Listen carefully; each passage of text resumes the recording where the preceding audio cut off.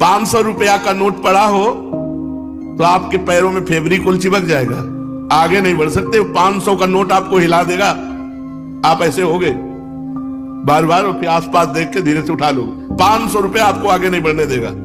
अगर 10-20 नोट 500 के पड़े हो और आसपास कोई हो ना, और आपको फिर उनको क्रॉस करना हो, निकल जाना हो वहां से, फिर आपकी परीक्षा होगी कि आप कितने बहादुर हो कि आप उनको रौंदते हुए निकल जाओ। उनका कोई महत्व ना हो, जैसे रद्दी कागज ऐसे तुम्हें, लेकिन ऐसा नहीं होगा।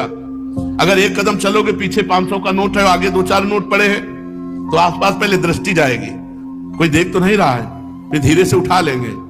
भले हम वो कहीं दान पेटी में डाल दें, लेकिन उठा जरूर लेंगे। क्यों उठा लिए? क्योंकि महत्व है, धन में महत्व है, भोगों में महत्व है। तो ये कहने की बात अलग है कि अरे भाई हमें स्वर्ग के सुख नहीं चाहिए, हमें मोक्ष नहीं चाहिए, हमें प्रेम चाहिए। हम तो ठुकरा देते हैं स्वर्ग के सुखों को, मोक्ष को ठुकरा देते हैं, और 500 का नोट ठुकरा के आगे नहीं बढ़ सकते हैं। अगर गुलाब जामुन मिठाई की बात आ जाए तो मुंह में पानी आ जाएगा, और ठुकरा देते हैं मोक्ष, ब्रह्मानंद। ये सब कहने की बातें हैं। स्वर्ग के दिव्य दिव्य भोगों को ठुकरा सके ऐसा भगवत प्रेमी महात्मा ही केवल होता है। नहीं, एक अप्सरा उतर आती है तो बड़े बड़े ऋषि मुनि जो है ना, भ्रष्ट हो जाते हैं, अपनी स्थिति से गिर जाते हैं। और मोक्ष सुख तो बहुत बड़ा सुख है, भगवान के प्रेमी जन उसे ठुकरा देते हैं। मोक्ष सुख को अगर कोई ठुकरा पाया तो भगवत प्रेमी महात्मा, जो अभी स्वर्ग के सुख जानते नहीं।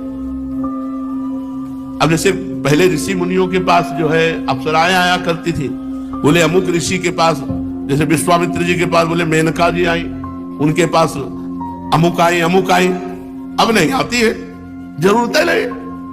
वो तो जो समस्त इंद्रियों पर विजय प्राप्त करके मृत्यु लोक के समस्त भोग प्रणाली को रौंद दिया और हेरा नहीं उनकी तरफ, तब दिव्य लोकों की अप्सराएं उनके सामने आती है। यहां दिव्य आने की जरूरत है नहीं। तो स्वर्ग के सुख तो तब उतरे ना जब मर्त्य लोक के सुखों का विजेता हो। जब मर्त्य लोक के सुखों में ही भ्रष्ट हो गया तो स्वर्ग के सुख की बात क्या।